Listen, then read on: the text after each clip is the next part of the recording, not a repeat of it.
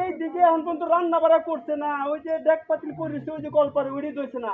High রে, এর জন্য তো আম্মা আব্বার কাছে আমার মুখ হুনুর লাগে না। না না না, তোর হলে আমি আর পারছি না, মানে কি করাম আমি। আরে কি হইছে বাজান? এই যে আমরা দেখো মাইসের আর বাচ্চা হই না, হ্যাঁ?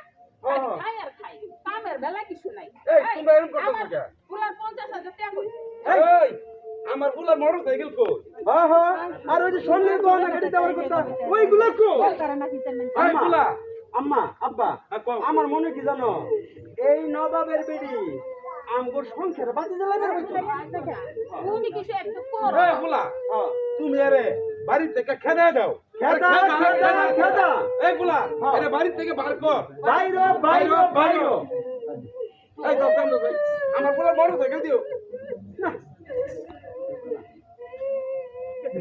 এর জন্য খালি আমি আব্বা আম্মার কাছে খালি বাহাই খাই। এই হুন, এই না বয়ে বয়ে না কান্দা আজকাল বাপের বাড়ি যাইবে, যাইয়া আমার 50,000 টাকা মোটর সাইকেল আর গহনা গাড়ি লইয়া এরপরে বাড়ি যাবে।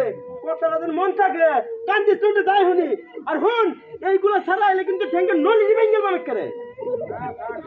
শাবাশ। সোনার বরণ গলনা পুতুলের পরাণ যায় জ্বলিয়া রে, নির্যাতনের শিকার হইয়া, নির্যাতনের শিকার হইয়া বাপের বাড়ি যাই চলেছে।